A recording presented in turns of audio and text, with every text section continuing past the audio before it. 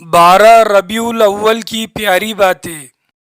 اللہ تعالیٰ نے انسان کے رہبری کے لیے کم و بیش 1,24,000 پیغمبروں کو دنیا میں بھیجا۔ یہ آدم علیہ السلام سے لے کر محمد صلی اللہ علیہ وسلم تک کا معاملہ ہے۔ یہ سلسلہ محمد صلی اللہ علیہ وسلم پر ختم ہوتا ہے۔ اللہ تعالیٰ نے محمد صلی اللہ علیہ وسلم کو آخری پیغمبر بنا کر بھیجا ہے۔ 12 ربیع الاول آتا ہے تو ساری دنیا میں ایک خوشی کا سما آ جاتا ہے۔ دنیا کے مختلف ممالک میں اس دن اپنے اپنے مختلف انداز میں خوشیوں کا اظہار کرتے ہیں۔ 12 ربیع الاول نبی کریم صلی اللہ علیہ وسلم کے تشریف آوری کا دن ہے۔ ان کی آمد سے پہلے اللہ تعالیٰ نے بہت سے نبیوں کو پہلے ہی آگاہ کر دیا تھا۔ اللہ تعالیٰ نے داؤد علیہ السلام پر وحی اتاری۔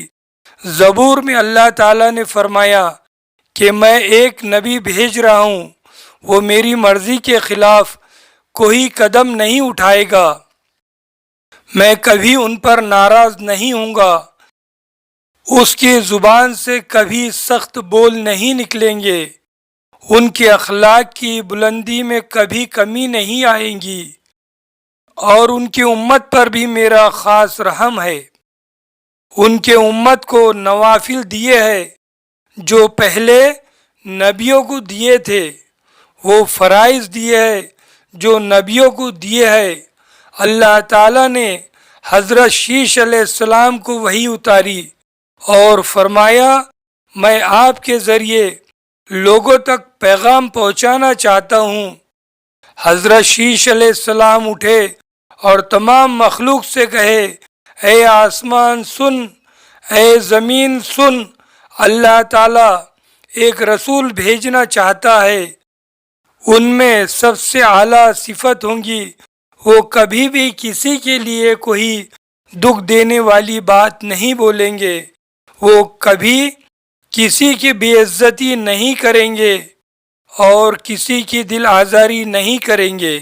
اللہ تعالیٰ آگے فرماتا ہے توازن ان کا لباس ہوگا، نیکی ان کی پہچان ہوں گی، ان کی زبان پر حق کی بات ہوں گی، عدل ان کی سیرت ہوں گی، ہدایت کے وہ امام ہوں گے، معاف کرنا، درگزر کرنا یہ اخلاق ہوں گے، سچائی اور وفاداری ان کا مزاج ہوگا، ان کے دین کا نام اسلام اور ان کا نام احمد صلی اللہ علیہ وسلم ہوگا، ان کے طفیل میں گمراہوں کو ہدایت دوں گا، میں حقیر سمجھنے والے لوگوں کو بلندی پر پہنچاؤں گا، اپنے نبی صلی اللہ علیہ وسلم کی برکت سے فقیروں کو غنی کروں گا اور ان کی برکت سے بے شمار انسانیت کو جہنم سے نکال کر جنت میں داخل کروں گا۔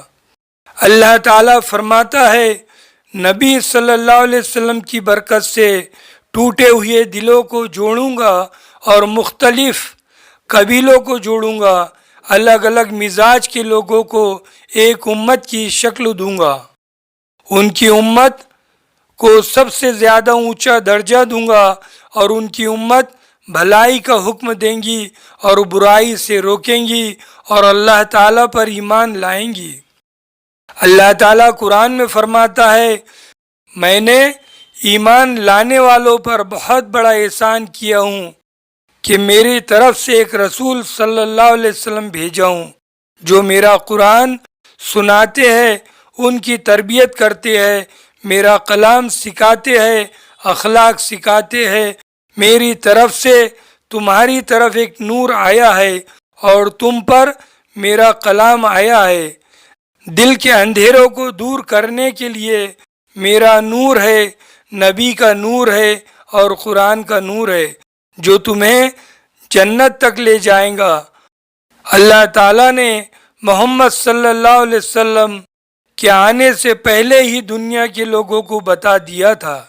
نبی صلی اللہ علیہ وسلم کے آنے سے پہلے دنیا میں ضلالت اور جہالت اتنی پھیلی ہوئی تھی، انسانیت تباہ ہو چکی تھی، یقین اور ایمان کا نام و نشان مٹ چکا تھا، انسانوں میں اخلاق و کردار نہ تھا، تمام کائنات خدا کو فراموش کر چکی تھی، اس قدر جہالت بڑھ چکی تھی کہ اپنی بچیوں کو زندہ دفن کرتے تھے۔ ایسے دور میں لوگوں کو پتہ چلا کہ ہمارے نبی صلی اللہ علیہ وسلم آ رہے ہیں اور قبیلے قریش سے آ رہے ہیں اور ہاشم خاندان سے ہے، تو سب لوگ خوشیاں منانے لگے، اور آہستہ آہستہ وہ وقت بھی آ گیا جب حضرت آمنہ کے گھر سے خوشبو آنے لگی جس کو آج تک کسی نے نہ سونگا تھا۔ صبح صادق کا وقت تھا، پیر کا دن تھا، 12 ربیع الاول کا دن تھا اور 22 اپریل 571 عیسوی تھی جب نبی کریم صلی اللہ علیہ وسلم کی ولادت ہوئی۔ آپ کے پیدا ہوتے ہی سارا کمرہ خوشبو سے بھر گیا اور چاروں طرف نور ہی نور پھیل گیا۔ اللہ تعالیٰ فرماتا ہے، کل کائنات جان لے ان کی ذات کو، ان کے نام کو، ان کی صفات کو، ان کے پیچھے چل کر ہی کامیاب منزل ملیں گی۔ نبی صلی اللہ علیہ وسلم نے فرمائے، نماز میری آنکھوں کی ٹھنڈک ہے۔ ہم سب کو چاہیے کہ نماز کی پابندی کرے اور نبی صلی اللہ علیہ وسلم کی آنکھوں کو ٹھنڈک پہنچائے۔